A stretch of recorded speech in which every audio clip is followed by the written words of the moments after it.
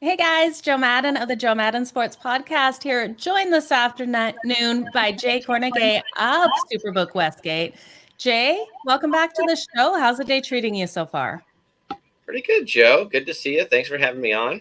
Yeah, always a pleasure to have you on, Jay. I know all of my audience loves hearing what you have to say. That's great to hear. Of course it is. So how's the golf course been treating you lately? Oh, it. My motto is results may vary, so you never know what you're going to get when you get out there, and I think that's what's so. That's why I'm so attracted to golf because it's so difficult, but we're getting out there despite the temperatures rising around here.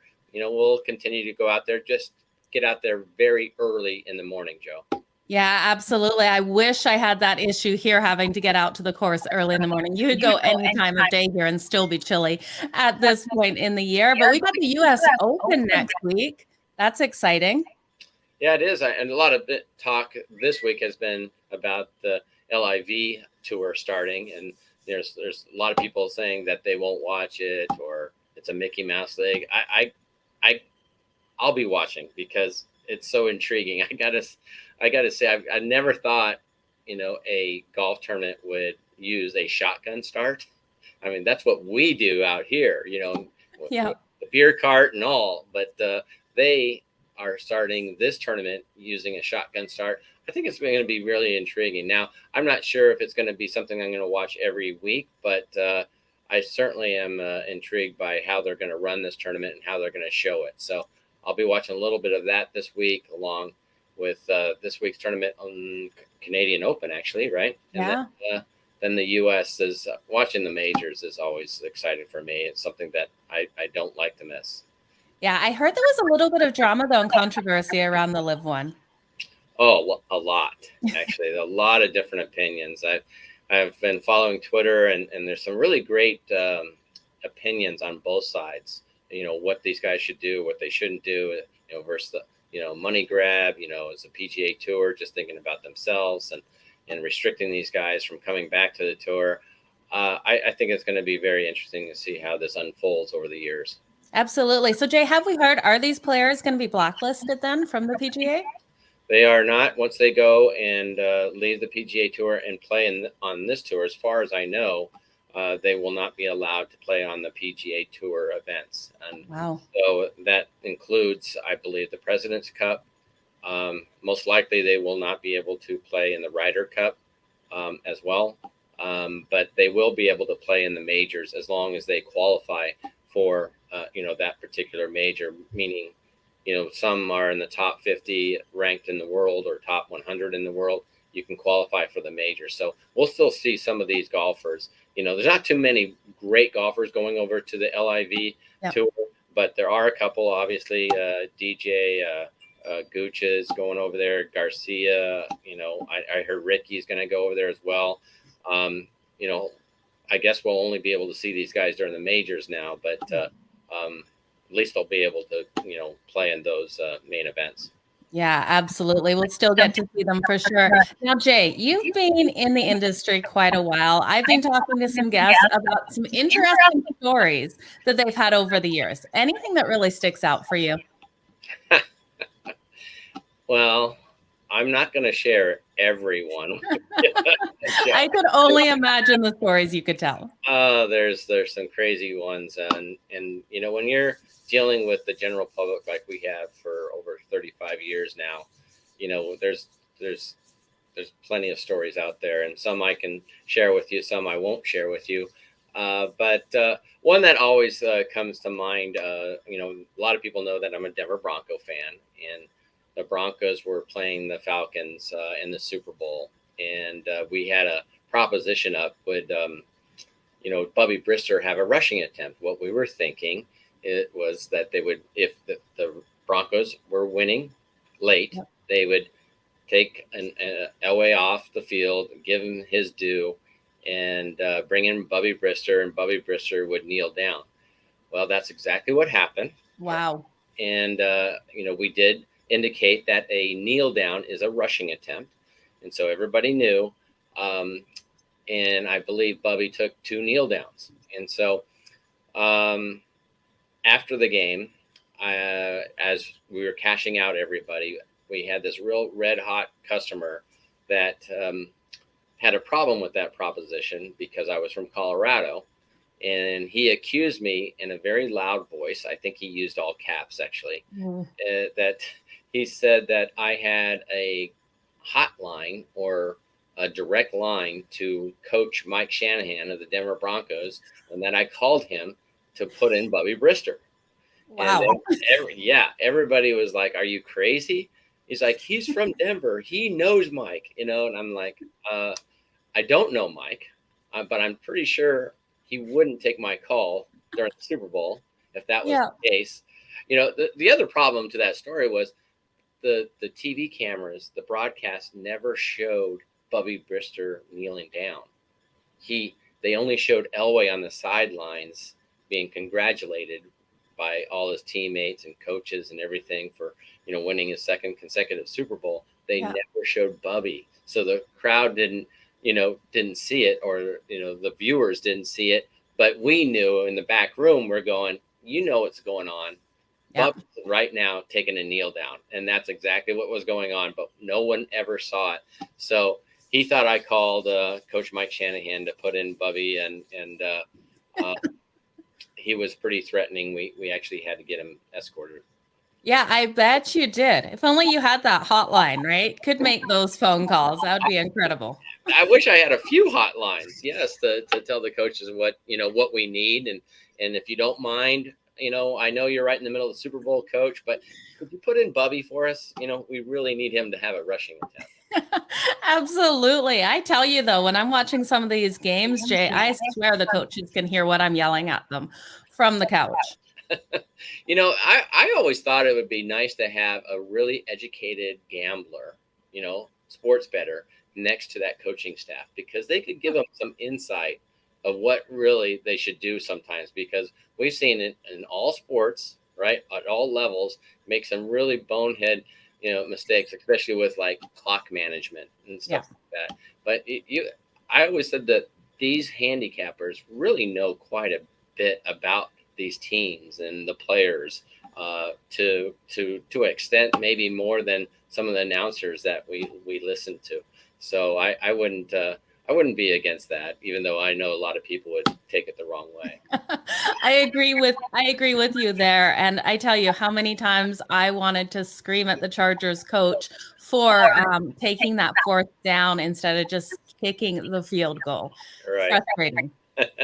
It really is for a lot of players out here, especially if you know especially in today's world, you know, all of the stats that are out there, and saying when you should do it and when you shouldn't do it. You know, and they go against that. They go against a trend that maybe 80% of the time is successful, and you're taking that risk of being successful only 20% of the time. So it's very frustrating for a lot of, you know, fans that we have in our books out here. Yeah, absolutely. Now, Denver fan, what do you think of Russell Wilson coming on board with you guys? Oh, I think it's fantastic. I've been in some discussions with some Seahawk fans that are saying that he's all, you know, washed up. He's not the old Russell Wilson. You're getting damaged goods, et cetera, et cetera. I was like, okay, why are they saying that, though, Jay? They're just saying that because he left Seattle. I know they're very bitter. I think they're just upset that he left, and of course it's not all of them, but there's a lot of them that think that you know, they got the better of the deal. Broncos did give up a lot for him, but that was their main problem over the last couple of years. They have a great defense. They have a great receiving core, even though a lot of people don't even know that, because they haven't had a quarterback in the last couple of years to throw you know, accurate passes on a consistent basis. And they have a great running game. So they have everything there. They just needed somebody to convert on some of those third downs on a more consistent basis. And I think Russell will be able to do that. So their over under is 10. And I think that's probably where they're land, because their division is so difficult.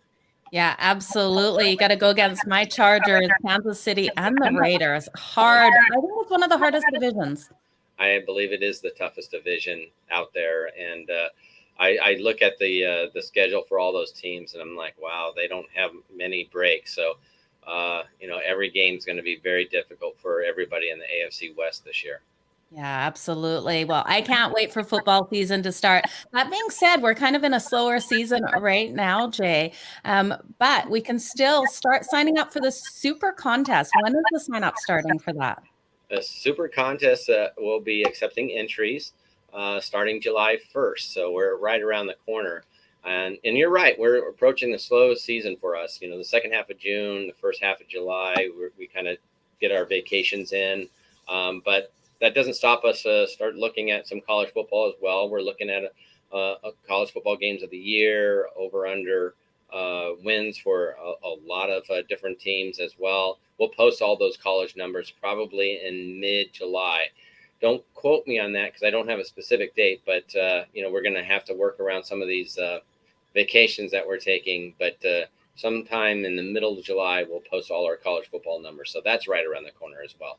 Is it ever? And well-deserved vacation time, definitely, Jay. I know you guys work so hard there at the SuperBook. Now, with the Super Contest, 3 different contests within the one contest you can enter, correct?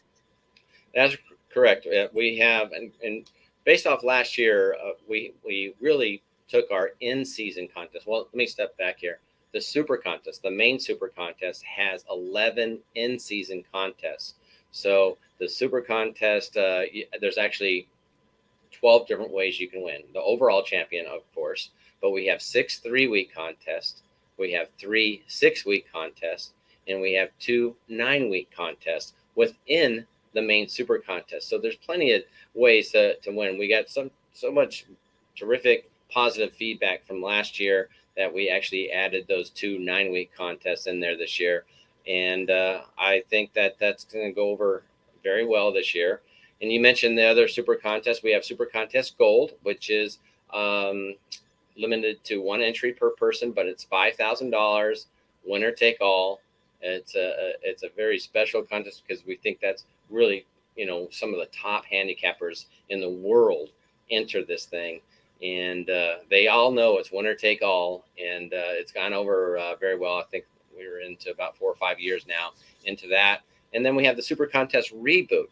The reboot is for the second half of the season. You don't have to be in the original Super Contest to enter. Anybody can enter the Super Contest Reboot. That starts week 9. So if your season is a little rough and you're not doing as well as you thought in your other contests, you can always enter the Super Contest Reboot for the second half.